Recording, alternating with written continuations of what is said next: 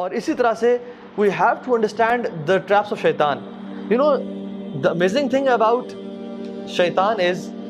he is very patient. وہ بہت صبر سے چلتا ہے، آہستہ آہستہ آہستہ آہستہ آہستہ آپ کو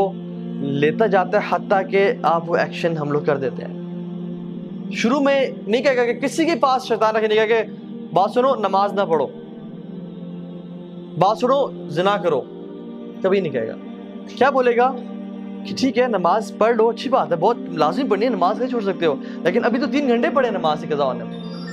ابھی تو تم یہ گیم کھیل لو یا اس دوست سے فون میں بات کر لو، وہ جو تمہارا کام ہے پریزنٹیشن بنانی ہے وہ کر لو، بعد میں پڑھ لینا،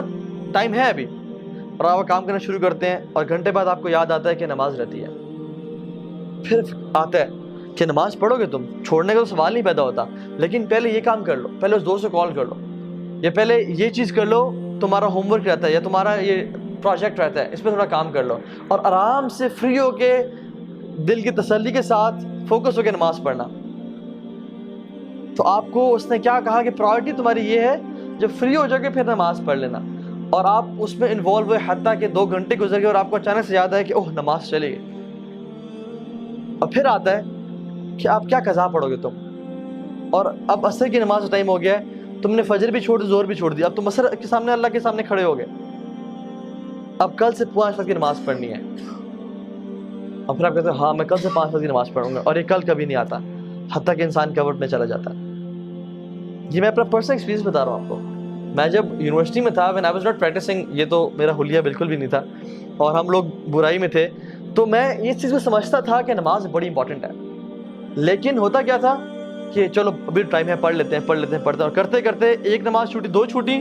اب کل سے پوری پڑھیں گے، باقی بھی چھوڑ دیں ساری، اور کل اگلے دن صبح اٹھے ہی 8 بجے، او فجر گئی، اور جب فجر گئی تو پھر اب کل سے 5 وقت کی پڑھیں گے۔ So this is how شیطان plays۔ اسی طرح سے زنا کے معاملے میں، فورنیکیشن کے معاملے، وہ نہیں کہے گا کہ چلو یہ عورت ہے اس کے ساتھ تم بدفعلی کرو، وہ کہے گا کہ she is so friendly، اور کتنا برا لگے گا کہ تم اتنے روڈ بن کے رہو اس کے سامنے، اور کسی کا دل دکھانا کوئی اچھی بات ہے، تو اسے حال چال تو پوچھو، صرف کام کی بات یہ تو بدتمیزی ہے۔ اور وہ کرتے کرتے آپ کام کی بات پوچھیں گے، باتیں کرتے کرتے فیلنگز ڈیولپ ہونا شروع ہو جائیں گی، اور آپ کے ذہن میں بہت سارے خیالات اس کو حسین کر کے، حدیث میں کیا آتا ہے، اللہ اکبر، اللہ کے نے فرمایا کہ شیطان نامحرم کو تمہارے ذہنوں میں حسین کر کے پیش کرتا ہے، وہ اتنی خوبصورت ہوتی نہیں ہے جتنی وہ خوبصورت کر کے تمہارے سامنے پیش کرتا ہے، حتیٰ کہ انسان فینٹیسائز کر رہا ہوتا ہے کہ یار سبحان اللہ کیا بہترین نیچر ہے اس کی، کیا خوبصورت ہے یہ، کیا اچھی عورت ہے یہ، اتنی ہوتی نہیں ہے، تو شیطان اس کے بارے میں وہ کر رہا ہوتا ہے، حتیٰ کہ آپ کے دل میں اس کے لیے پیار محبت ڈیولپ ہو جاتا ہے،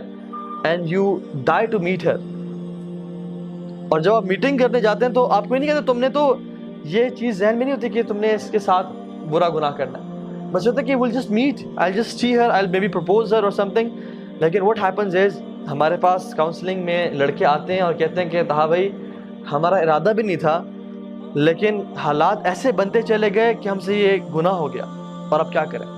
کیا اللہ معاف کرے گا؟ اور پھر آتا ہے اور کہتا ہے کہ اب تم نے اتنا بڑا گناہ کر لیا، اب تم اسے چھوڑ دو گے،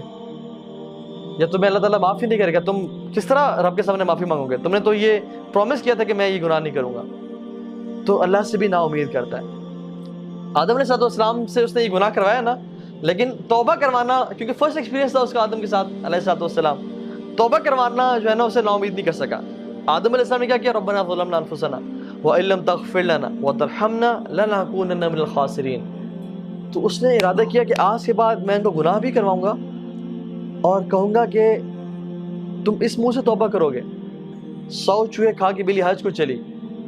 یہ جو باتیں ہیں نا کہ اللہ سے نا امید کر دینا، this is how شیطان plays۔ تو we have to understand کہ ہم نے شیطان کو ٹیکل کہاں پہ کرنا ہے۔